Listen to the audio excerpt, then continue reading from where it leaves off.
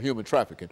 Continue our conversation, Ms. Greenlee. Yes, Dr. Haney, I have three 13-year-old nieces, and I'm scared to death that if I don't stay in their life and in their face it talking about sex trafficking and men and what they're choosing to do, I'm afraid I will lose them. So we have two organizations other than the Magdalene program. We have two organizations that's out here trying to reach the sex trafficking youth as we speak. And one is called One Less, and the other one is called End Slavery. Now, it's new to Tennessee, but they have stepped out to do something. Magdalene was the only organization that really stepped out there. Magdalene is just one organization that can hold so many. But it is so many young ladies out here that's being trapped already. It's so many phone calls that I get from 14-year-olds and 13-year-olds, and majority of them start out and saying, he tricked me. You know, he took me out like he cared for me, like he loved me. And once we got there, he said, I owe you, and you're going to repay me like this, and this is how you have to repay me. Now, when they started threatening your family, doing something to your sister, I know where your mama work at, I know what school your brother go to, but then you traumatized. A lot of people say, why didn't you tell it? Well, if I told it and something happened to either one of my family members that they said they were going to do something to, then I'm automatically traumatized for the rest of my life. Also, you get to see them beat another little girl or another young lady in front of you. So if you already saw that, you already know what's going to happen. I got an 8-inch stab wound in my back now. I don't know how many scars in my head for trying to get away, for trying to run away. And so it didn't work for me. So that made me like, I'm not going to be able to tell anything else. So I just want I want everybody to know that you got to quit turning your head. You got to quit saying, it don't happen here, it's just in India, Cambodia. It is right in your backyard. And the story in Cincinnati, Ohio, if everybody remember that, them 3 girls that was in that basement for 10 straight years, if everybody remember that story, it'll tell you that it's definitely in your backyard. And so I just want people to really understand that they have to talk about this. I'm willing to talk to anybody. I'm willing to share my story. I'm willing to come and speak anywhere. All they have to do is just call me up, 615-589-8984. And I'll come anywhere, because not only are they asking for the girls, they're asking for the little boys. So when I was in Louisiana, one of the clerks, workers had went online and ordered a 10-year-old boy. And this is why we was opening this subject, because this is not just a can of worms. This is a conversation and a concern for the entire state of Tennessee. And so people are able to order children by way of the internet. Men are able to order young boys and young girls and et cetera, simply with a click of the mouse. Yes. Is that what we're saying? Yes. That's how prevalent it is now, and how widespread. Yeah, everybody know about the page called Backspace, Backpage. That's for the girls. And then you got a gay page that they go on for the little boys. And they order them and say how old they want them to be, what color hair they want them to be, how much they want them to weigh. And the guy actually showed up at the hotel with $200, 5 condoms, a date rape drug, and a lubricant. He actually showed up for a 10-year-old boy, and this man worked for the feds.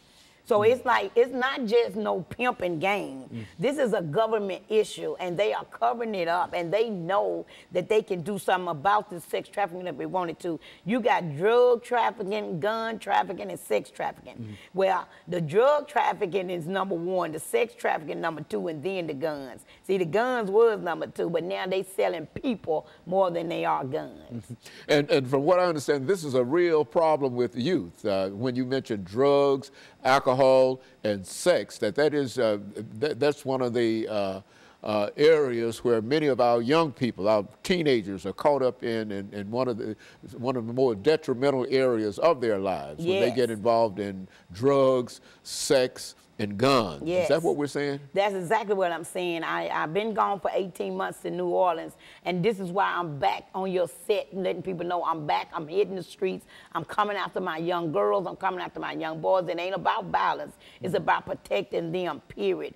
I've already had a phone call from several young girls telling me that they went to the hotel with their boyfriend because they thought they loved them, and when they got there, it was other men in there waiting for them that they have already paid for to have these these kind of sex activities with these little girls. They are getting caught up once they turn me onto that X pill or that bar or that crack or the heroin that's coming out now. The new heroin is coming back. Once they get the young girls on that right there, then they're on their way to being sold as slaves. We've got to do more, you think, as a community and as a society in reference to this, Ms. CGreenlee. Yes. Haven't had a chance to work. What would you suggest that we do in terms of trying to get a handle on this? Number one, I suggest the subject start happening in church. The subject start being talked about in schools, and the subject start being talked about in libraries, because those are the three places where they all are gathered at. And I know people don't want to talk about sex in church, but you need to talk about sex in church. You need to talk about sex trafficking. It's right next door. All of these black girls that are missing has not ran away from home. And I'm not just throwing it on a racial thing, but you tend to look for more other colors, like India or white or Latino or something. You tend to look for them more than you do black. If you go on black page, black girls missing, you'll see a bunch of us missing. So why nobody looking for them? How we know they're not tied up? How we know they're not in the basement gagged up and shot up for the dope and can't scream? Because for a long time I was gagged up, I was shot up for the dope, and I couldn't scream.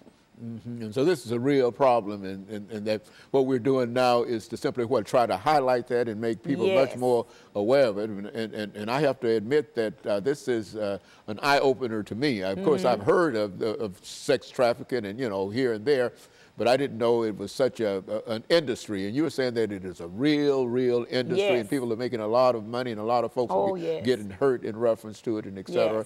And I think you mentioned the problem down in Louisiana, where the government is actually changing things in such a way that's detrimental to young girls more than anything else. Is that what we're... Yes, he had made the laws stricter for the perpetrators now and the pimps. Like I said, the pimps is not in an afro and a Cadillac anymore.